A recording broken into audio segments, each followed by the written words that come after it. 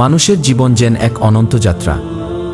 মনের ভেতরের কোনো এক গভীর উদ্দেশ্য পূরণ করতে মাঝে মাঝেই আমাদের চেনা নীড় ছেড়ে পা বাড়াতে হয় সুদূরের অচেনা পথে। ঠিক তেমনি এক গু আকাঙ্ক্ষা বুকে নিয়ে আমি আর আমার স্ত্রী একদিন ঘড়ির কাঁটাকে পেছনে ফেলে ঘর থেকে বের হয়ে এলাম। আমাদের প্রথম গন্তব্য ছিল বাড়ির কাছের চিরচেনা চেয়ারম্যান হাট বাজার। সেখানে গাড়ির অপেক্ষায় কেটে গেল থমকে থাকা এক দীর্ঘ ঘণ্টা। অবশেষে যখন সিএনজি তার ইঞ্জিন চালু করল, সেই সিএনজির সংকীর্ণ সিটে বসে প্রায় 2.5 ঘণ্টার এক ক্লান্তিহীন পথ পেরিয়ে আমরা এসে পৌঁছালাম ভোলা ইলিশা লঞ্চঘাটে। নদীর বুক ছুঁয়ে আসা হাওয়া তখন আমাদের স্বাগত জানাচ্ছিল। আমরা টিকিট কেটে উঠে পড়লাম নদীর বুকে ভেসে থাকা এক বিশাল লঞ্চে। লঞ্চ ছেড়ে দিল প্রায় 45 মিনিট পর। চোখের সামনে ধীরে ধীরে ছোট হয়ে আসতে লাগল তীরের দৃশ্যপট।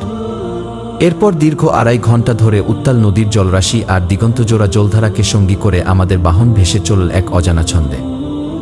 অবশেষে জলপথের সফর শেষ হলো মজিদ চৌধুরী ঘাটে এসে। লঞ্চ থেকে নেমে এবার নতুন খোঁজাখুঁজি। লঞ্চে থাকা অবস্থাতেই যে বাসটির টিকিট আমরা কেটেছিলাম, ঘাটের ব্যস্ত কোলাহলের মাঝে সেটিকেই খুঁজতে লাগলাম আমরা। কিছুক্ষণ এদিক ওদিক হাঁটার পর আমার স্ত্রীর তীক্ষ্ণ নজর অবশেষে খুঁজে পেল আমাদের সেই কাঙ্ক্ষিত বাসটি। দীর্ঘ অপেক্ষার অবসান ঘটিয়ে দুপুর 2:30টার দিকে বাসটি চট্টগ্রামের উদ্দেশ্যে তার চাকা ঘোরাতে শুরু করল। দীর্ঘ সফর শেষে বাসটি যখন চট্টগ্রামের টাইগার পাস এসে থামল, ততক্ষণে পৃথিবীর গায়ে মাগরিবের মায়াবী আধার নেমে এসেছে। টাইগার পাসে বাস থেকে নেমেই আমাদের চোখে পড়ল রূপ ও গন্ধে ভরা এক মিষ্টির দোকান।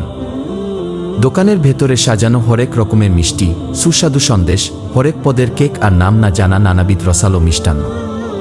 সেখান থেকে পরম যত্নে কিছু ভালো মানের মিষ্টি কিনে নিয়ে আমরা রওনা হলাম বাকি পথের উদ্দেশ্যে। টাইগার পাস থেকে একটি রিক্সা নিয়ে আমরা চলে এলাম ঐতিহ্যবাহী বাংলা বাজারে। নদীর পাড়ে পৌঁছেই দেখা মিলল চট্টগ্রামের ঐতিহ্য সাম্পানের। ছোট ছোট সেই সাম্পানে চড়ে জলের বুকে মৃদু দোল খেতে খেতে আমরা পাড়ি দিলাম ওপার। নদীর এপারে এসে আবার একটি সিএনজি নিলাম। মাত্র 20 টাকার ভাড়ায় সেই সিএনজি আমাদের পৌঁছে দিল দিনের শেষ গন্তব্যে, আমার জ্যাঠাতো বোনের বাসায়।